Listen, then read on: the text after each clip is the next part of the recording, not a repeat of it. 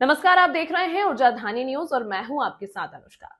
सिंगरौली से चितरंगी, बगदरा एवं प्रयागराज प्रस्तावित NH 135C के अलाइनमेंट को भारत सरकार परिवहन एवं राजमार्ग मंत्रालय नई दिल्ली ने निरस्त कर दिया है। अलाइनमेंट को निरस्त कर दिए जाने के बाद आज चितरंगी एवं सिंगरौली अंचल के भूस्वामियों में हड़कंप मच गया है। अधिकांश भूमि स्वामी प्रदेश सत्ताधारी नेताओं एवं जिले के जिम्मेदार अधिकारियों को विशेष रूप से दोषी ठहरा रहे हैं। दरअसल सिंगरौली से चितरंगी होकर प्रयागराज तक NH 135C सड़क मंजूर हुई थी, जहां पिछले वर्ष 11 मार्च को 3A लागू की गई और उसके बाद राष्ट्रीय राजमार्ग 135 की सी सिंगरौली चितरंगी बगदरा लंबाई 70 किलोमीटर के अनुमोदित अलाइनमेंट पर भू अर्जन की कार्रवाई की जा चुकी थी एवं भू अर्जन 3D की कार्रवाई पूर्ण नहीं की जा चुकी थी। इस दौरान करीब 2,500 से अधिक प्रस्तावित सड़क में मकान भी बन गए। हालांकि करीब 500 मकान पहले से ही बने थे। जिस दौरान प्रस्तावित सड़क मार्ग में मकान बन रहे थे, उस समय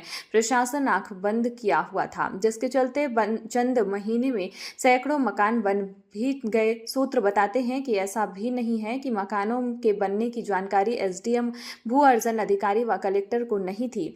सभी को भली भांति जानकारी थी। मकान बनाने वालों पर कार्रवाई के बदले दरियादिली दिखा रहे थे, जिसके चलते हजारों की संख्या में मकान भी बने और 21 मई के पूर्व सैकड़ों की संख्या में भूमियों की रजिस्ट्री हुई और जोर शोर से नामांतरण भी हो गया।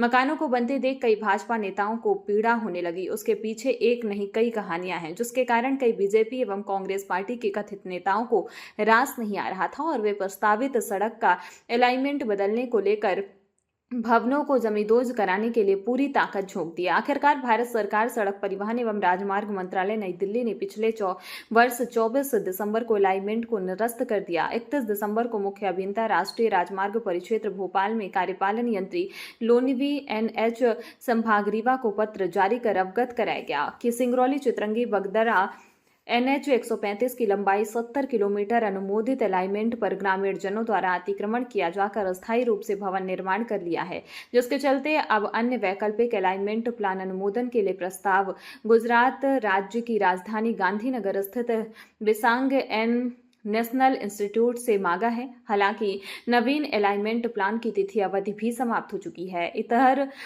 पत्र में जिला प्रशासन को भी दोषी माना है। पत्र में स्पष्ट है कि भू अर्जन 3D की कार्रवाई पूर्ण होने के पूर्व ग्रामीण जनों द्वारा अतिक्रमण किया जाकर अस्थायी स्ट्रक्चर का निर्माण किया जा चुका है, जिसको प्रशासन के द्वारा हटाया भी नहीं गया है, जिस कारण 3D की कार्रवाई पूर्ण नहीं की जा सकी। फिलहाल उक्त मार्ग का प्रस्तावित अलाइनमेंट निरस्त किए जाने के बाद एक भाजपा स्थानीय नेता एवं प्रशासन के खिलाफ भारी असंतोष पनपने लगा है और बताया जा रहा है कि आगे आने वाले दिनों में नेताओं को भारी विरोध का सामना करना पड़ सकता है। 70 किलोमीटर की लंबाई में बने थे 3100 मकान। जानकारी के मुताबिक प्रस्तावित NH 135C के चितरंगी सिंगरौली तहसील अंतर्गत लंबाई 70 किलोमीटर की दूरी में करीब 3100 कुल मकान बने थे, जिसमें 5 सैकड़ा पुराने मकान थे। नए मकान पिछले वर्ष मार्च एवं मई महीने में बनाए गए थे। मकानों के बनने के बाद भूस्वामियों को काफी डांट फटकार भी प्रशासन स्तर से मिली थी, लेकिन अब अलाइनमेंट के निरस्त होने के बाद मकान बनाने वाले लोगों को भारी झटका भी लगा है और अनाधिकृत रूप से मकान बनाने वाले लोगों को आर्थिक क्षति भी उठानी पड़ी है। बीती रात से ही मुख्य अभियंता राष्ट्रीय राजमार्ग परिक्षेत्र भोपाल का पत्र सोशल मीडिया में वायरल होने के बाद हड़कंप मच गया। 2 महीने बाद कलेक्टर ने लगाया था रजिस्ट्री पर रोक। दरअसल 11 मार्च को भू अर्जन अधिनियम 3A लागू हुआ था। करीब एक सप्ताह बाद SDM व भू अर्जन चितरंगी ने कलेक्टर, तहसीलदार समेत पंजीयक को भूमियों के क्रय विक्रय एवं नामांतरण पर रोक लगाए जाने पर पत्राचार किया था। लेकिन भू अर्जन चितरंगी उक्त पत्र के बाद करीब 2 महीने उपरांत 21 मई को कलेक्टर ने भूमियों के क्रय विक्रय एवं नामांतरण पर रोक लगाने आदेश जारी किया। इस बीच सैकड़ों की संख्या में उक्त मार्ग से जुड़ी भूमि की रजिस्ट्रियां भी धड़ल्ले से हुई और नामांतरण भी चलता रहा। कलेक्टर से लेकर तहसीलदार ने भी नामांतरण पर रोक लगाने कोई कदम नहीं उठाया। अब सवाल है कि 2 महीने तक जिला प्रशासन क्यों सोता रहा। खबरों में फिलहाल इतना ही। बने रहें ऊर्जा धानी न्यूज के साथ।